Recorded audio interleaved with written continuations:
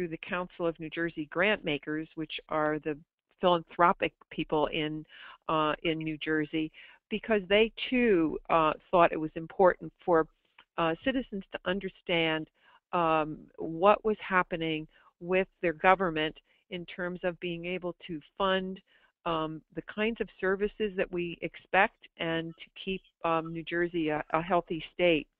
So the group, which we now call ourselves the Leadership Group, really worked first to understand the finances of the state and then the finances of the various governments that compose the state. And we put that all together in a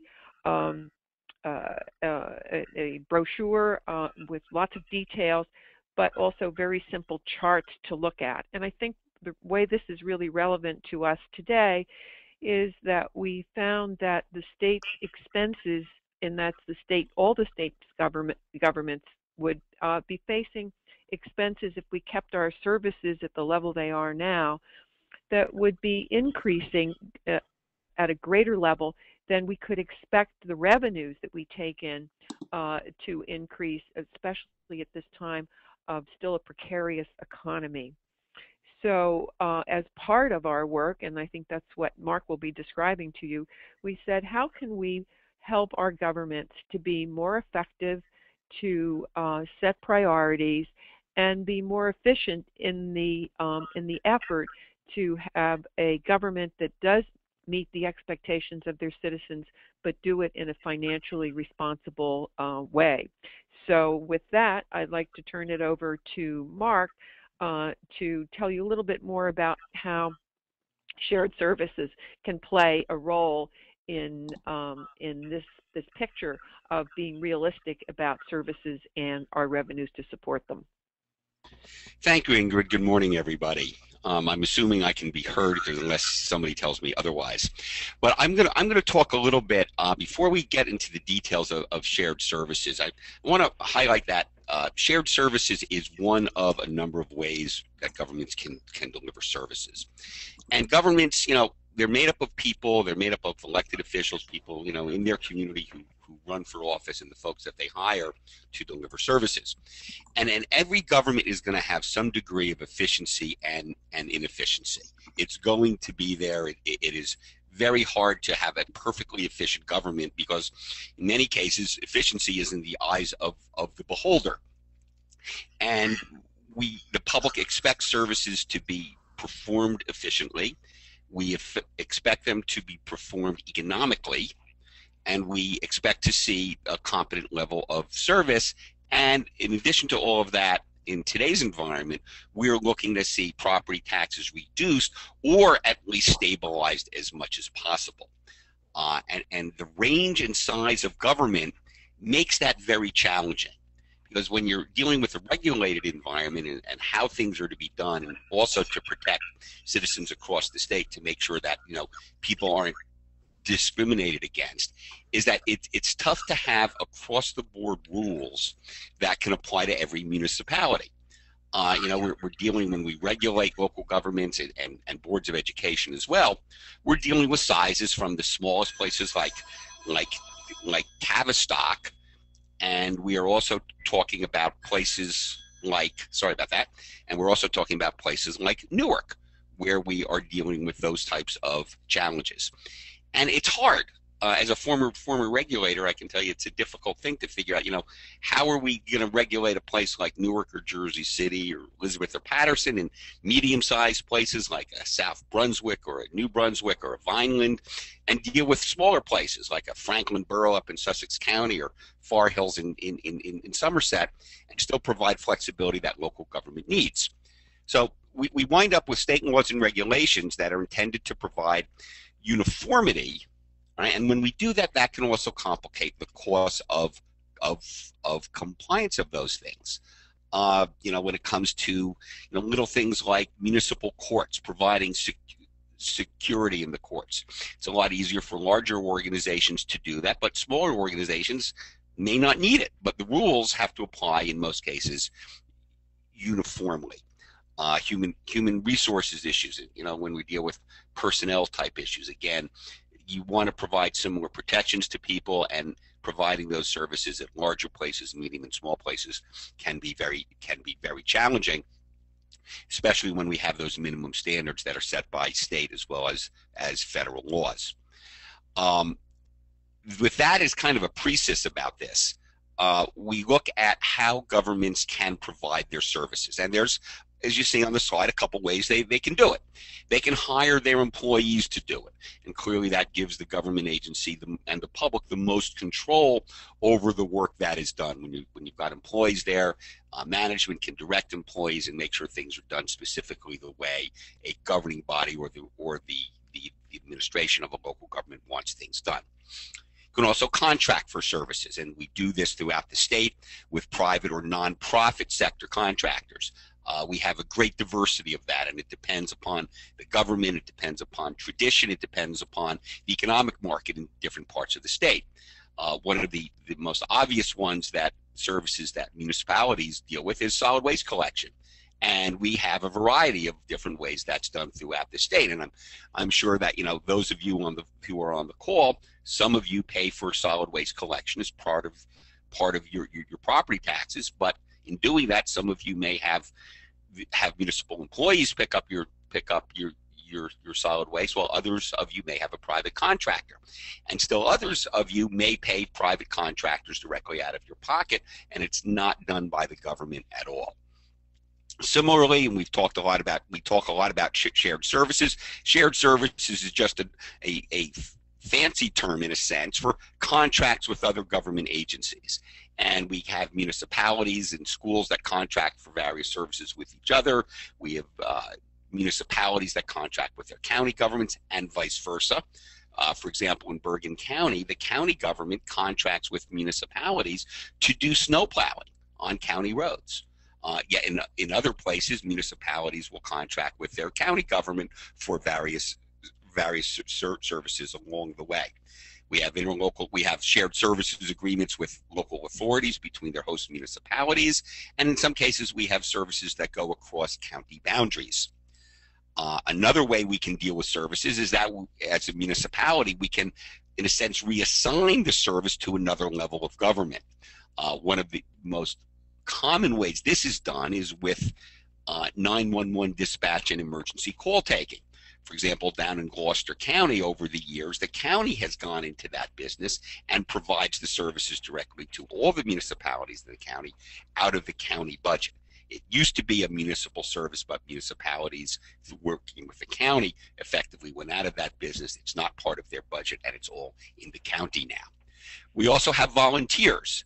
And again, the level of volunteerism from municipality to municipality varies. Smaller municipalities tend to use volunteers to provide services a lot more.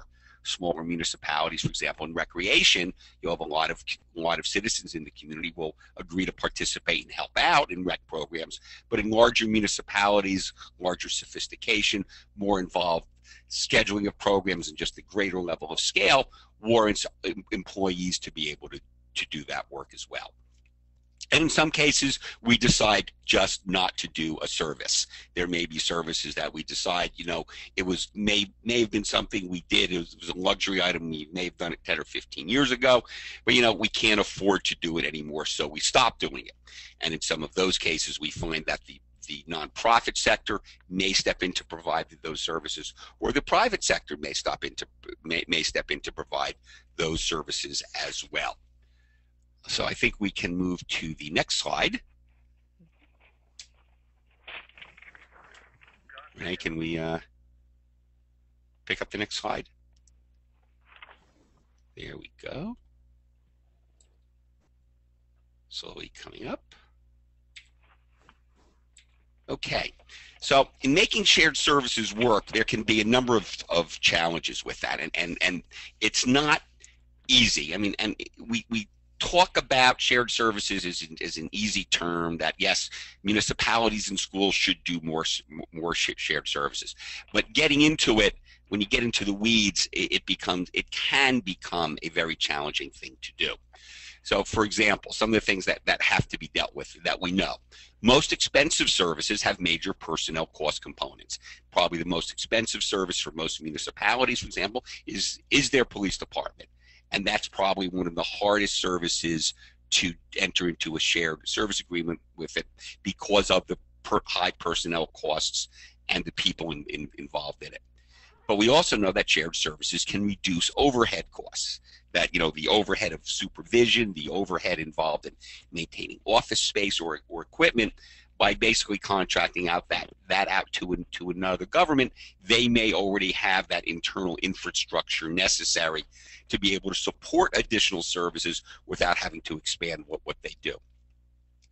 Service delivery costs can also be marginal or significant, and it depends on local circumstances. And that really has an impact on, it really is driven by the municipal government financial picture itself. So, you know, can shared services contribute to efficiency or a need for change? Is there an identified promising area for savings and efficiency? For example, a town may not be very good at maintaining its own website. It may not have the trained staff to do it. It may not, the contractors may be too expensive, but maybe it makes sense for them to talk to their local Board of Education, because the local Board of Education may have the resources to be able to do that. And that may be easier for the Board of Ed to just maintain another web page in addition to what it's already doing. The impact of shared services is also found in the weeds, and that's when you get into the details of things. Right? One of the things we talk a lot about in government is the time and attention that employees and elected officials have to spend when it comes to managing and making decisions about services.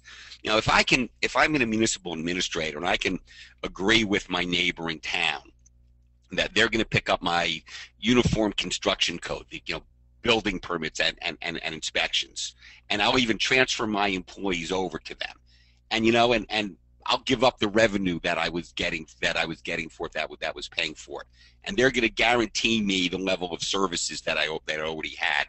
That's a huge relief for me, because now I don't have to deal with the day-to-day management of those employees, deal with the personnel issues. I basically transfer that to somebody else who has to agree that they've got the capacity to be able to provide that service that way. And you get into those types of things, it's not so much necessarily the service itself, but it's the management of the service along the way. Also involved in making those decisions are staffing skills. The technology, facilities, and priorities play a role. In order to do a shared services agreement, you have to have willing partners on both sides. One municipality may be very willing to give up its service, excuse me, but they have to have a partner who has the capacity to be able to assume that service, that they need the management people, that they've got the office space or the other facilities that are needed to be able to provide the services. And when those things link up, it works very well. We also want to keep in mind that today, after the first state shared services law took effect in the mid-70s, and my old organization, the Division of Local Government Services, has been involved in promoting shared services very heavily over that time, particularly in the last 15 years or so. And we're at the point today that most municipalities, and I'd probably venture to say all municipalities today, provide some form of a shared service with, or perform a shared service, or accept a shared service from some other government agency. The question is how many of them that they do, but everybody engages it pretty much to some degree or another right now. So when you're thinking about going to your municipal government and talking about entering into shared services or motivating them or asking them why, you know, if they can do more, think incrementally. All right, small steps now can move to larger ones later, but you have to start. Example, people think that going to, you know, a shared police department may save a lot of money. Well, you know, it was looked at in Somerset County, and people found, well, you know, it may not save all that much money because police is hard to do. However, smaller things may be easier to do. Recreation, health services, construction code, social services. Those are types of things that can be shared, and it's the lower hanging fruit that becomes available to do that, and it gets people accustomed to those types of things. So I think I'll stop there, and I'll move on. And I think Ingrid, you're going to come back now Yep. and talk about if you've decided as a citizen you want to engage your elected officials, how do you go about doing that? Well, Marc, thanks a lot for both giving us the key points about shared services and sort of opening up the picture that this is something that municipalities are doing and counties, and that they, in some sense, how it's carried out is uniquely related to the specific municipality and county. But the thing that we all have to remember is that these decisions are made by our elected officials. I think some people who are on this webinar will have worked with the Citizens Campaign on getting pay-to-play legislation enacted in their towns. That was not, I won't say it was easy, but it was rather direct. You went to the elected officials, you probably talked with them first, you probably gave them a sample ordinance or bill, and they had to decide whether or not they would adopt it. I think what you've heard from Marc will convince you already that shared services, advocating for shared services, is probably more complex than that, because it does involve elected officials making a decision and administration participating in making it happen, because the elected officials do not have responsibility for that, but they determine what the administration will do. And the third component is sort of the financial one. How does this fit in with the budget? How can you what kinds of savings can you anticipate? And it probably means thinking about a budget for much more than 1 year, because I think what Marc told you implies that this is something that usually gets worked out over a period of years, and you really won't know if you're saving or being more efficient if it is not sort of reflected both in evaluation of practice and in the budget itself. So I think as you consider talking with your elected officials, it probably makes sense to draw a kind of a picture of your town. What services has it already shared? What has been the experience? And even look at the members of the elected body to see if they've been involved in advocating for or managing any of those services. And probably you will either come to it by saying, look, what can we do to keep our property taxes more level, possibly increase the service or making it more efficient, and let's take a look at shared services, which is the big picture. Or you may have already learned something, seen something, talked with other people where a particular function of local government appears to be better managed if you shared a service. For example, there are people who care very much about animal shelters and how loose animals and so on are treated, and know what the neighboring municipality has in the way of facilities. And so you would go in and advocate for a particular shared service as being better for the community. But it works best if you know something about your elected officials, and probably approach the mayor or a person who you know has some experience with the issue and talk with them about it. Probably not a good idea to go to the administrator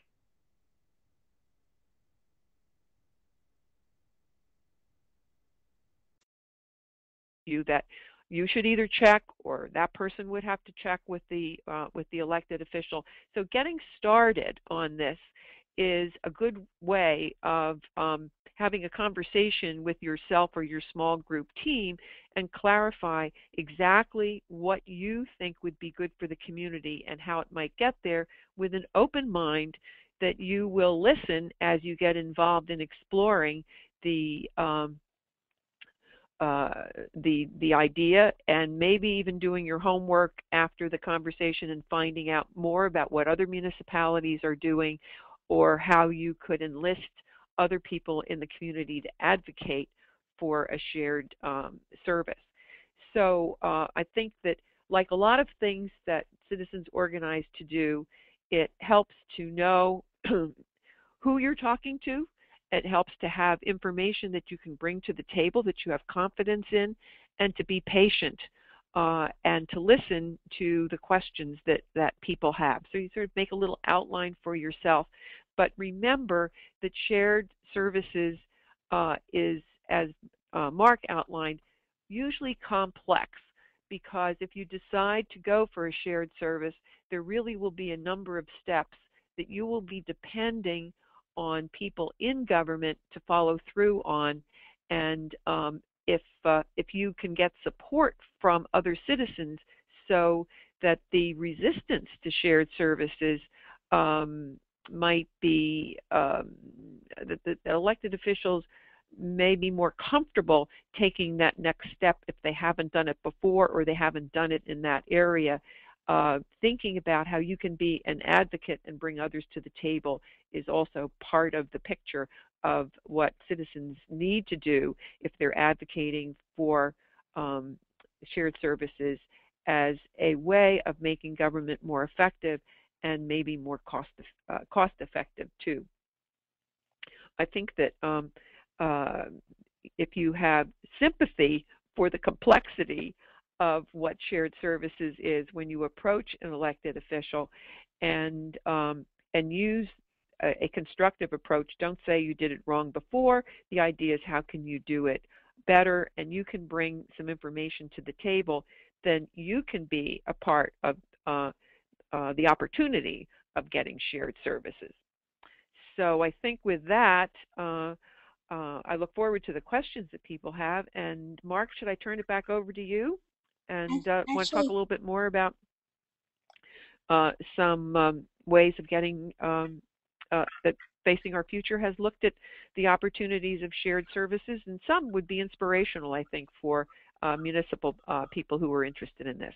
Hi, Marc. Yeah, I think we can. Thanks, Ingrid. I think that was really helpful. I think what we can do. Let me move to the next slide, and before we jump into some details about some shared services, if we can get the next slide up, Renee. Actually, Marc, if you don't mind, if I could finish this slide first.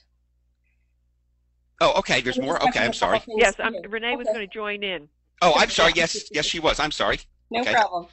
So you want to take a no blame and constructive approach when proposing something to your elected officials. So what does that mean? Instead of going to your elected officials and saying, hey, why aren't we doing this? You can go and say, hey, I've seen this was done in another town and it's really worked for them, and I think we should do it too. So you're being no blame and you're being constructive in your approach to the elected officials, and you can get into a cooperative working relationship with them. You also want to do your research. You want to make sure there's a funding source if there's funding needed for your solution, your option. If it could be there's no money in the current budget, well, take a look at the next year's budget and do an Oprah request to get that information. You also want to see past actions of the governing body. So get, the minutes of past meetings up to maybe a year and a half or 2 years, depending on what the issue is, to see what your governing body may have discussed about the solution that you've identified. And then make sure that the governing body has the authority. So if we're talking about, going to your local governing body and saying, hey, I want you to help with something at the county level, that's not going to work. The county has to make that decision. So you just want to make sure you do your homework and make sure the idea can work in your town before proceeding. So I'm going to turn it back over to Marc.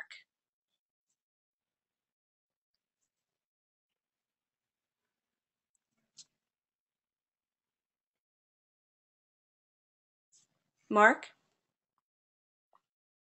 Was that my cue? Yes, I'm sorry. Sort of lost Renee. I'm going. Okay, I sort of lost you there, Renee. Okay, so let's go on to the next slide. It's up. Oh, there we go. Okay, so before we get into some of the weeds about some examples of shared services, we want to just take a quick look at what Facing Our Future did as an organization. we looked at a wide range of best practices that have been really successfully implemented in New Jersey and elsewhere in the country, and you can get that stuff on our website.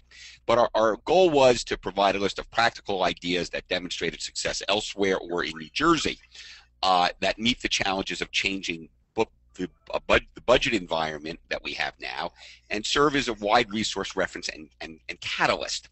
Now, the notion of, we took a lot of ideas and we put them up there, and we realized that it's not a blueprint to all solutions. It's not a means of closing funding gaps at all levels of government, but many of the ideas can increase efficiency and improve effectiveness. And believe it or not, there were over 750 separate ideas and options and best practices that we found across all levels of government, and that's state, local, municipal, school, counties, everybody. And the point is that some of the things, they're good ideas and may have worked elsewhere. The political environment here may not be quite right for that. Every state and municipality has what I've sometimes called its own personality, and some ideas that work someplace may not work in another place.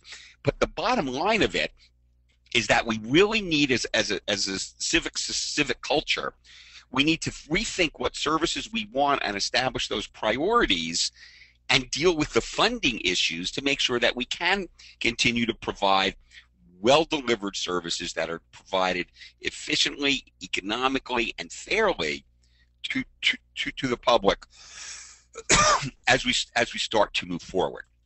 So again, it's the list that we have. It's a list of ideas that are out there. Many of them may work in Jersey, and I think that's the challenge that our elected officials and citizens need to engage in as we start to move forward with these things. So let's go on to that next slide as we realize that we don't have to restructure government in a huge way, but it's thinking about how we do business today. So this next slide are representative options that came from our first two reports, and we've highlighted those items again that can be adapted to local government, but there's some other ones that are working in the background. For example, that first one, adopting an internet sales tax, is something that would require state legislation. There's also federal legislation. But when it comes to doing things like centralizing emergency response systems, that becomes something that can be done right here and right now, and in fact is being done in many places. I mentioned earlier on Gloucester County. Gloucester County, Matt, developed a system that handled the two issues of doing 911 call taking and emergency service dispatch: scale and staffing. Staffing, for example, nobody in today's environment should be using sworn officers for call taking and dispatch. Civilian dispatchers are clearly the way to go. It's been proven. There's no question about it. Yes, they may have to be they may want to be supervised by a sworn individual, but civilians can get that job done. The other challenge we have today is dealing with scale, the cost of information technology, adapting 911 call taking systems to GIS, text messaging, mobile phone calls, data collection. Those are all very challenging and becoming expensive. So many smaller municipalities that had been doing their own call taking and dispatch have started to realize, we really can't afford to do this on our own. We need to find some partners or get our county to do it with us. So that's an effort there. Consolidating information technology services and updating aging infrastructure issues. IT is hard to do. It's a complicated area. It requires skilled individuals or skilled contractors to work with the local government to be able to do it. And in a shared services environment, for a lot of smaller municipalities, frankly, they should be looking at their boards of education, be they a local or regional board, to see if they can help support their IT infrastructures. There's been some great examples of that around the state. Woodbridge Township, for example, has completely merged its municipal and school IT systems, and they're one of the largest districts in the state. We have some smaller municipalities that just use their Board of Education to handle their email and Microsoft Office types of applications. So there's a lot of diversity about that, but there's a lot of opportunities where we can move with that. Now, the same thing applies to e-government and integrating into one-stop resources.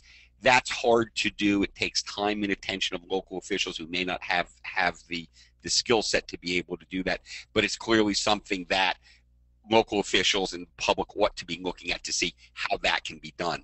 Unfortunately, government tends to lag behind the private sector when it comes to adopting technology. It's hard to do. It moves at a faster pace than government normally moves at. So it's not. It is a hard thing to be able to do. We can look at identifying and incentivizing successful implementation of shared services. About a decade ago, the state had a program that basically rewarded municipalities and counties and schools when they went into shared service agreements.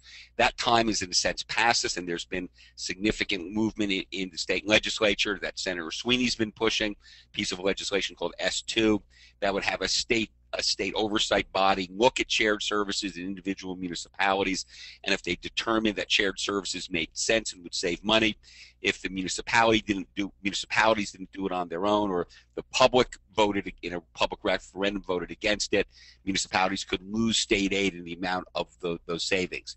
It's clearly a controversial piece of legislation and very challenging, and it's had its own problems in moving through the Senate and now in the General Assembly. Identifying and creating changes in purchasing operations. The easiest thing to do in shared services is cooperative purchasing. There's cooperative purchasing from state contracts and county governments and regional programs. Somerset County, for example, has got a great county-run cooperative purchasing program. Middlesex County Educational Services Commissions has a great one, as does the Hunterdon County one. There's lots of organizations, and one other comes to mind up in Morris County. Randolph Township runs a system that has dozens of municipalities and schools that participate in that program. Right-sizing deployment of police, fire, and emergency responders, boy, that's a tough one to do, but it certainly warrants time and attention being spent to make sure you've got the right number of people doing that, and looking for opportunities to share those programs with your neighbors. And hopefully you all heard that on January 1st, Ingrid's hometown not hometown, but where she lives, of Princeton Borough and Princeton Township, we now just have a single Princeton in New Jersey. It is our first significant consolidation since the 50s, when Vineland and Landis Township consolidated. On the other hand, it took Princeton 59 years since the time they first started talking about doing consolidation. Consolidation is a tough thing to do. I could probably do a whole half hour on those challenges, but if and I'll leave you with one thought about that. If you and your neighboring community basically consider themselves one community, and you have two governments running one community, it probably makes sense for you to start thinking about a municipal consolidation study. Marc, finally, on this slide, supporting county.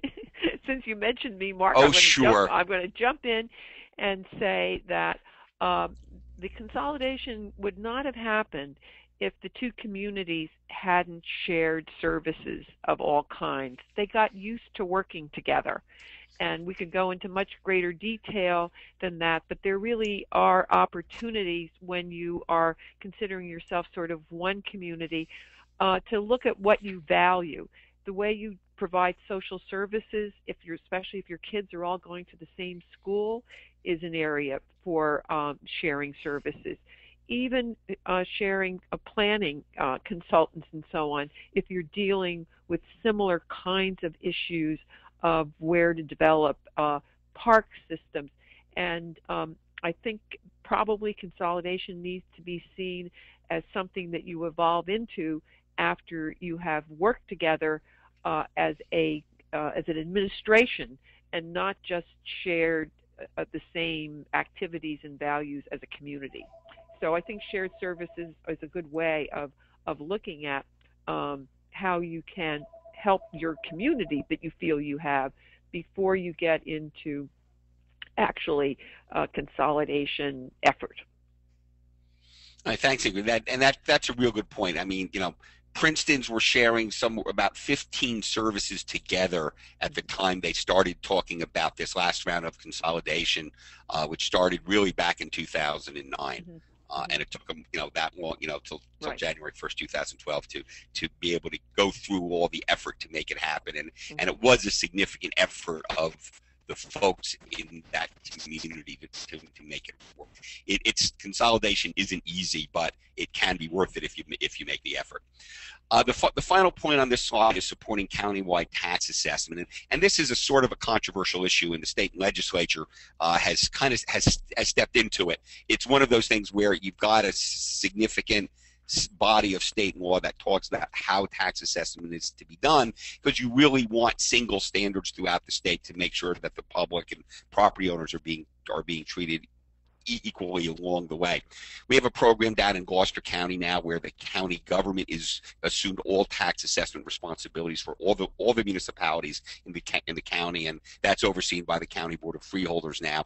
We have legislation that's now on the governor's desk that's going to create a pilot program for 2 counties for the first 2 years, and then I think 2 more can come in, and those counties will probably be Monmouth with high degree of certainty, and very possibly Union County following them in that pilot program, where the County Board of Taxation will provide all the computer software and computer technology, and we do the assessment schedules that each municipality does to kind of coordinate that process and expedite the way assessments and tax appeals are handled. So there may be a couple counties as outliers, and that's going to be a pilot program that's going to go on for a few years as well. So we see that there's lots of things happening out there. Ingrid mentioned earlier, animal control is one area. We talked about code enforcement. You've got a lot of ways that are moving forward with that. And with that, I think I'm going to turn this back over to Renee, who's going to talk about a couple other ideas. Actually, Mark, I think people are having trouble hearing me. So if you don't mind just going through this slide quickly so that we can get to the Q&A. Can you hear me, Mark? Okay, I can do that. Yes, I can. So I'm going to go ahead and work on the next slide, which repeats it's got a couple other things on it, and it focuses a little bit on the things that the Citizens Campaign has been working on it. And again, these ideas, they've been out there, they've been used throughout the state, and taking to mind the things that Ingrid talked about working with elected officials, we can make some progress with that as well. The biggest one I can talk about is the Citizens Campaign suggestions on insurance procurement practices, particularly for health insurance. If your municipality provides its health insurance that's not through the state health benefits program or joint insurance fund, they're working through the commercial market and very likely have an insurance broker that they're working with. The financial arrangements for those brokers were shown by the Citizens Campaign and the State Comptroller's Office to not be very well balanced for the work that some brokers are doing compared to the fees that they get. And the Citizens Campaign developed some very innovative approaches on what public agencies should be doing on how they handle insurance procurement. We talked a little bit about to civilianize and share 911 call taking and dispatching. If you've got a small municipality where it's still being done locally, they really need to move on from that. If you've got a county government that's got the capacity for it, that's a great place where that can be centralized. And there's a town in Georgia that actually outsourced it to a private company. There's things happening in that space as well. Working with schools or other local governments to share public works, capital equipment needs. I can't emphasize that enough. A lot of municipalities have already figured out that, if they're going to buy a sewer cleaner, they may not have enough work to keep it busy all the time. But if they purchase it with another municipality, or one municipality buys it and they do a shared service agreement that pays for its operation and reimburses some of the capital cost, that's not a bad approach. We see municipalities do that with not only with sewer cleaners, but tree but tree stumpers, tree stumping equipment, street sweepers, and other very specialized items which make a lot of sense to be able to share. Recreation facilities. Schools and municipalities for years have partnered up to make municipal facilities available for schools and vice versa. It also makes all the sense in the world for the municipality to use its resources to plow school parking lots instead of a school having to pay a contractor on their own to do that. The municipality can likely do it at a much cheaper cost, and it's the same taxpayers who are paying for that type of a program. Reducing benefits granted to part-time elected officials. It used to be, back in the day when health benefits cost, $2,000 or $3,000 a year, may have been a nice perk for part-time elected officials to reward them in some way for the service volunteer services they provide in some cases, or in addition to a small salary stipend. But when you've got health benefits costing $20,000 a year and up, that's not something we can really afford anymore. So a lot of municipalities have been taking the step at cutting health benefits for their elected officials, and they're in some way. Modifying excessive employee benefits and scheduling practices. A lot of that is in union contracts, but I'll tell you, as a former administrator and somebody who watches what happens in the public sector, labor sector side, I can tell you that public comments to governing bodies about things that are in contracts, when you've got high levels of leave accumulation that results in hundreds of thousands of dollars of payouts when an employee retires. We had some contracts down in the city in South Jersey where every shift got a premium. It used to be that you have what's called a shift differential just for working the midnight shift. This town had a shift differential on all shifts. Those types of things, when the public brings that stuff up, can create pressure on governing bodies to get changes in those types of contracts as well. I'm going to jump to the one on advisory committees and ad hoc task forces. That's really a nice, easy way to start. It's not particularly threatening to local officials, where citizens say, hey, let's start a committee to look at this type of thing that works with volunteers in the community and the professional staff as well. And there's also a state law that was passed back in 2007 that permits a public referendum to be held, and it can be by petition or the governing body putting it on the ballot, where the public can say, we want to vote on creating a shared services study group with another municipality, with other municipalities. It's been done once or twice in the state. I know it was done up in Bergen County, and I'm not sure where the other place was, but that may be another tool if, for example, you've got a municipal governing body that really doesn't want to move forward on that. It's a way for citizens to get actively involved and get attention on those things.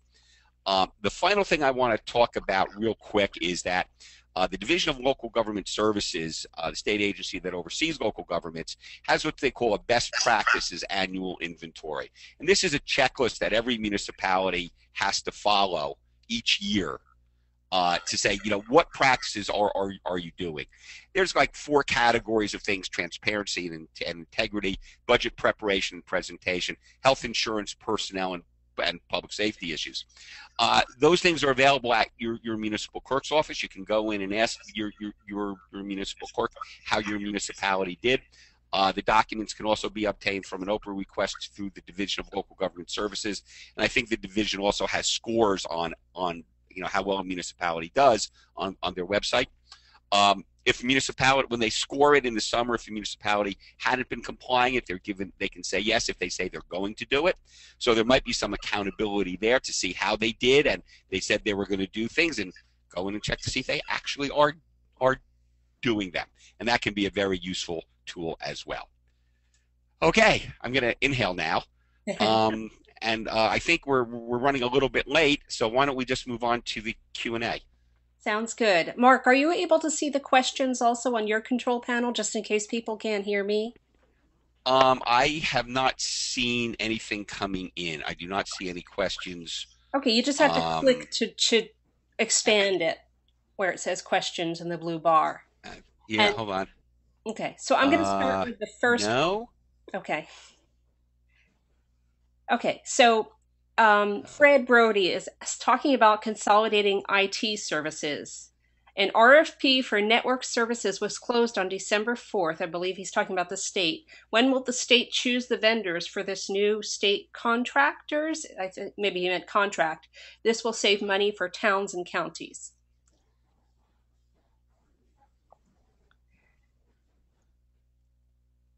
Yeah, I'm familiar with what Fred's talking about. I can't. We're not in a position to speculate when that's going to happen. I do know those contracts are very sophisticated and they're highly competitive. I know the Division of Purchase and Property works with the Office of Information Technology to get those things done, but I can't give you a guess as to where when that is going to get resolved. Okay. We have a question from Michael Racioppo, I want to say. I'm sorry if I'm butchering that. So his question is, how can we get more people involved and educated? Well, that's a great question. It's something the Should I citizens be hearing something? Can you hear me? Is there another question? Can everybody hear me?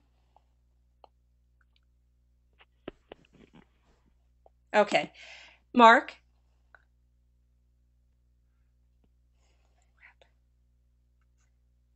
Hello? Yeah. So, Renee, are you Michael, there? yeah, I guess you can't hear me.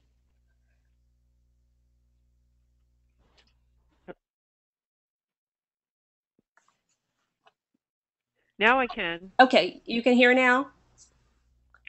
We didn't hear you before. Now your voice came through. Okay, so Michael is asking about how we can get more people involved and educated, and that's something that the Citizens Campaign does all the time, and we've been doing for a number of years now. So it's really easy. People can go to our website and take classes, short classes online quickly to learn how to get involved and to become a citizen legislator and propose shared services or some other good measure. And you can also contact us, No? and we can. You can also contact us, and we come to your community to host a class and invite people and get the media involved as well. Okay, so Scott is asking, I'm intrigued by the countywide assessing option. Where can I go to learn more? Could you hear that? This is Hello? The State Division of Taxation are the folks that oversee. Yeah, I'm here. The State Division of Taxation is the agency that oversees those things. The legislation that is moving through the legislature now, which is I should say it's on the governor's desk, and if you give me a moment, I will be able to give you the bill number that you could probably find on the legislature's website. This is Ingrid. Let me add that a good way to understand what county assessing means to people who might be skeptical or don't even understand why you would do this is if the Citizens Campaign has some citizens in municipalities in Gloucester County that they could connect with other people who are interested in the question. There's nothing like getting it from the ground up, and if you're living in a municipality in Gloucester and you're involved in the Citizens Campaign, you may not be aware that the assessing is being done at the county level, or you may be very involved. But contacting somebody there would then give them an opportunity to either be educated or to share what they've learned about how this county-wide practice does affect the municipality.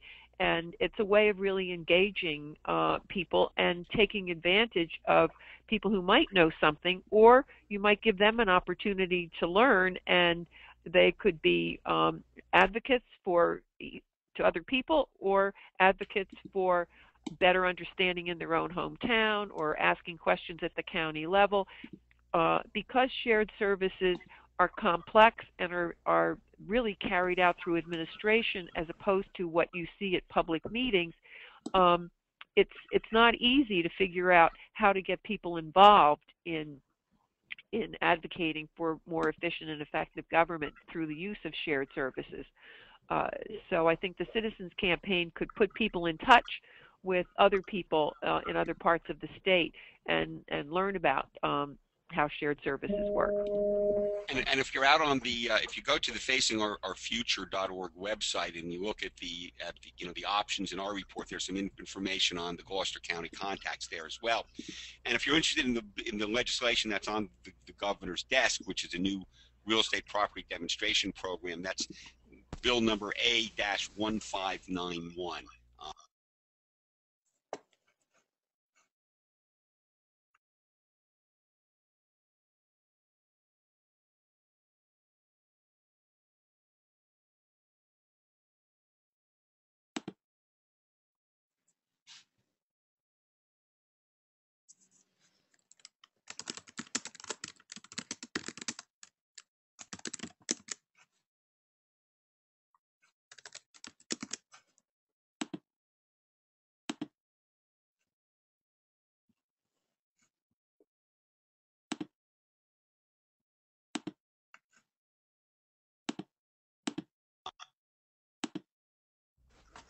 There we go. Okay, I'm back now. So sorry. I'll repeat what I just said, is that Bill A-1591 from the state and legislature's website can get you to the bill that's on the governor's desk now.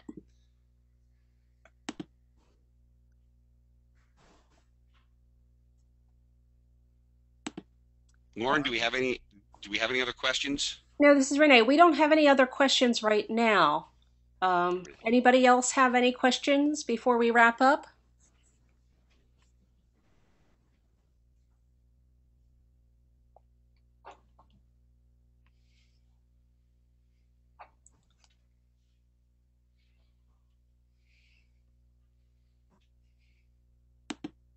Okay.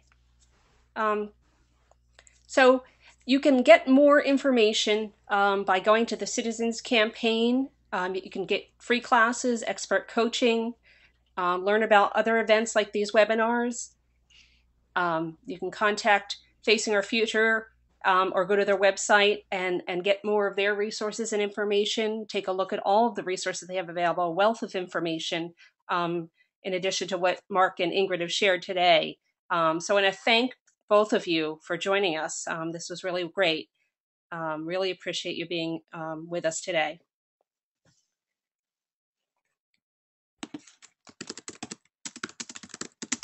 It was my pleasure. I'm glad we were able to help out.